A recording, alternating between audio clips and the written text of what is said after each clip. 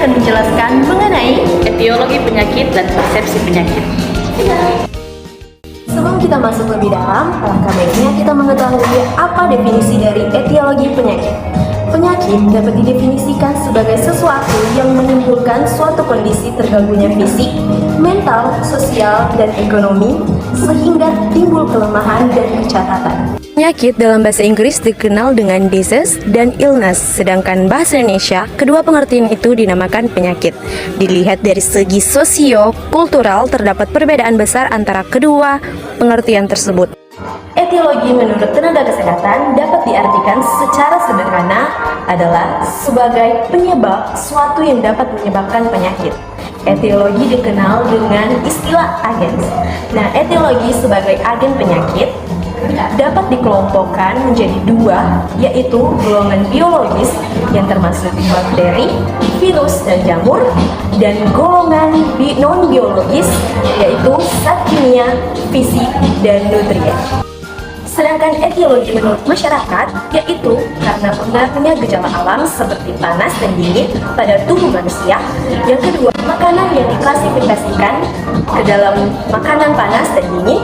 Yang ketiga adalah supranatura sebagai roh, guna-guna, setan, atau yang lain-lain. Sekarang kita masuk dalam klasifikasi etiologi penyakit. Yang pertama ada penyakit infeksi atau penyakit menular. Nah, penyakit dapat berpindah dari satu individu ke individu lain, baik pada manusia maupun pada hewan, disebabkan oleh agen biologis seperti mikroorganisme, patogenik. Dan kedua, penyakit non-infeksi atau yang tidak menular. Penyakit ini merupakan jenis penyakit yang tidak ditularkan oleh penderita ke orang lain. Foster dan Anderson 1978 membagi etiologi menjadi dua bagian, yaitu etiologi personalistik dan etiologi naturalistik.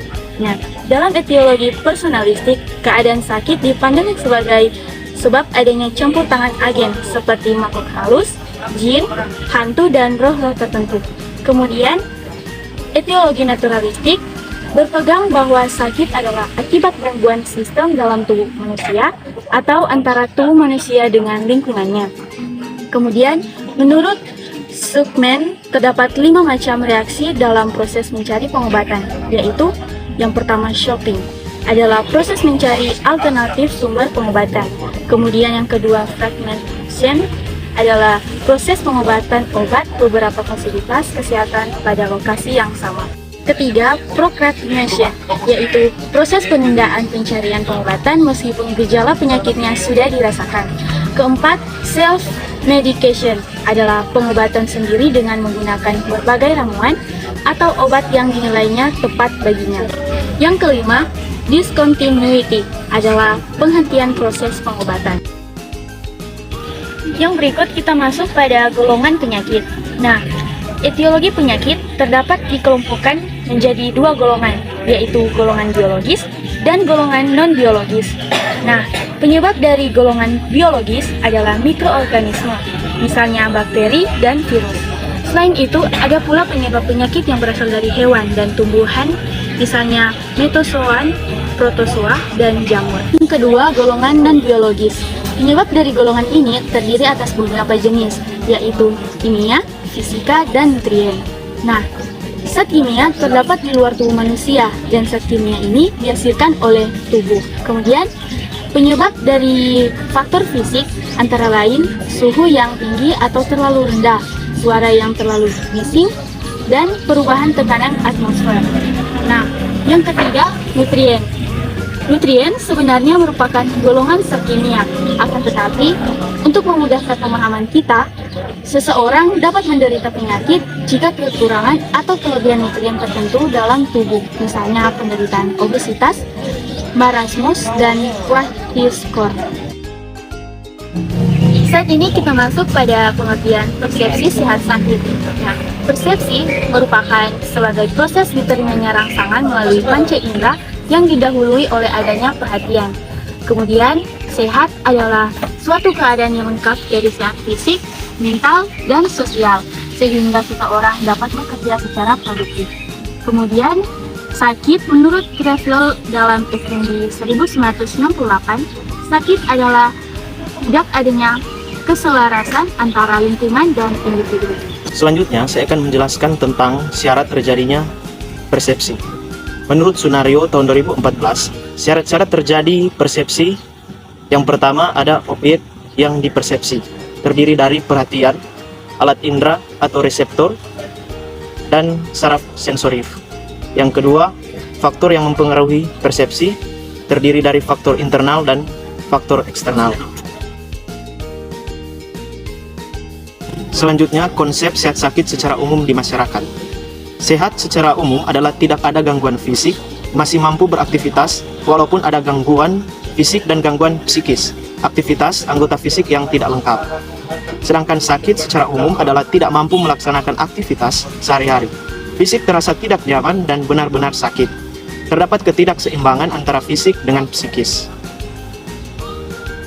Selanjutnya, cara hidup dan gaya hidup manusia, yang terdiri dari naturalistik, yaitu konsep sehat, sakit yang dianut pengobatan tradisional sama dengan yang dianut masyarakat setempat.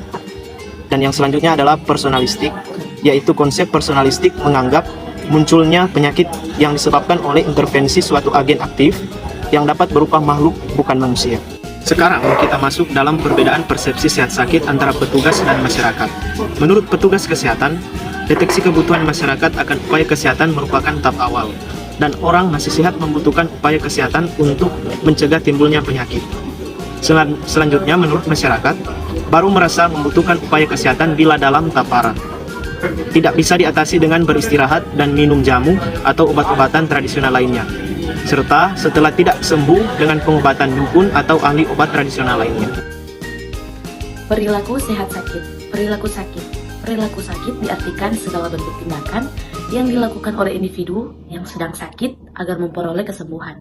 Dan perilaku sehat diperlihatkan individu yang merasa dirinya sehat meskipun secara medis belum tentu mereka betul-betul sehat.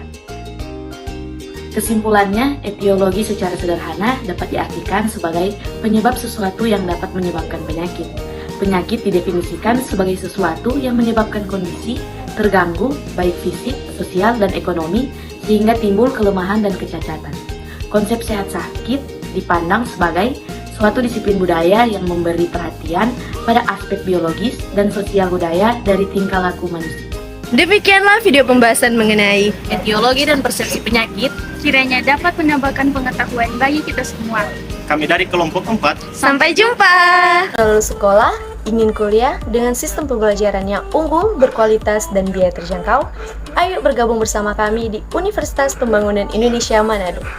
Mengapa harus UNPI? Karena sistem pembelajaran dan kurikulumnya unggul, berkualitas dan kompetitif, biaya kuliah terjangkau, tersedia beasiswa untuk mahasiswa yang ditargetkan, memiliki peluang kerja di luar negeri untuk alumni, memiliki dosen yang berkualitas di bidangnya, memiliki fasilitas laboratorium kampus, serta lokasi kampus strategis di pusat kota Manado.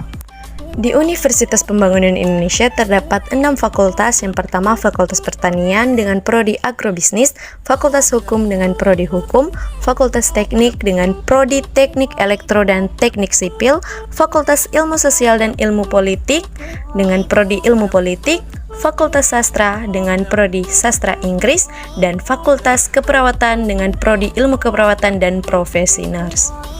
Fakultas Keperawatan telah terakreditasi B dengan fasilitas yang unggul, mempunyai laboratorium kampus. Pendaftaran telah dibuka, info selanjutnya bisa dilihat pada link unpi.ac.id atau juga bisa kunjungi Instagram dan Facebook Unpi Manado. Untuk itu, marilah bergabung bersama kami dan jadilah bagian dari Universitas Pembangunan Indonesia Manado.